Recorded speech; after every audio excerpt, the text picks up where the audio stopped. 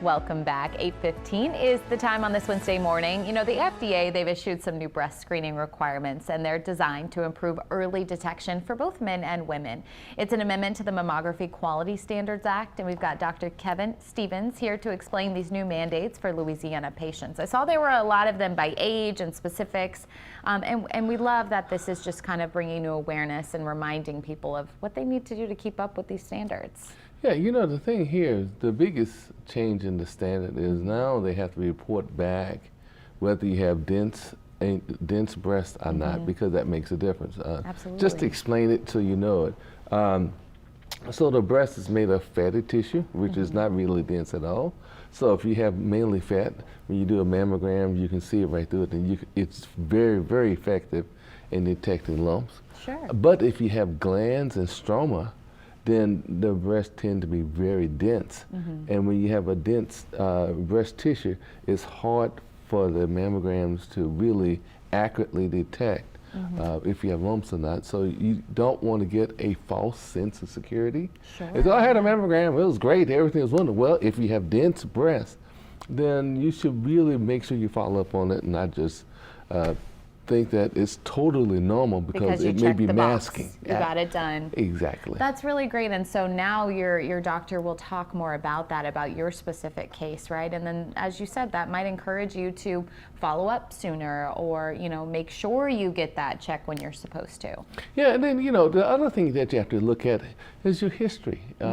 If you have a family history of having breast cancer, that makes you at greater risk. Sure.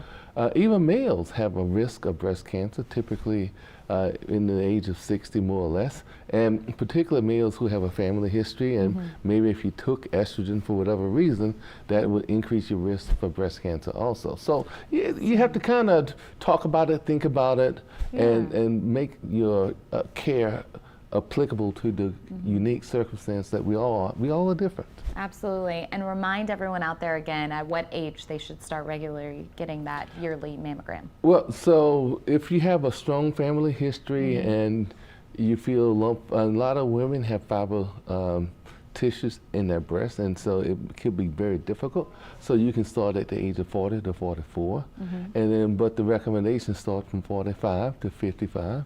And then recommend that you have annual, every year, have a mammogram. And from 55 to 74, then you can have a mammogram every other year if it's all normal and you don't have dense breasts and you don't have, of course you need to talk and think about it. Yeah, because so like you said, everybody is different. Yeah, you have to really take your situation in it, and that's why you go to a provider. You don't just look at a computer or go on the internet or chat GDP. You know? Don't self-diagnose here. Yeah.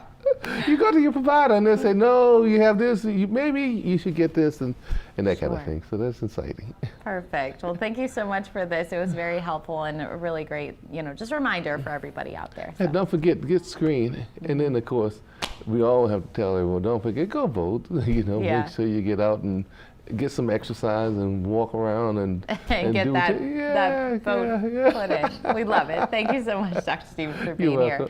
Breast Cancer Awareness Month wraps up next week, but staying on top of your health is important all year long. Coming up, we'll show you a new wellness demonstration that you can add to your routine. So look for that in today's Wellness Wednesday segment coming up at 8:30.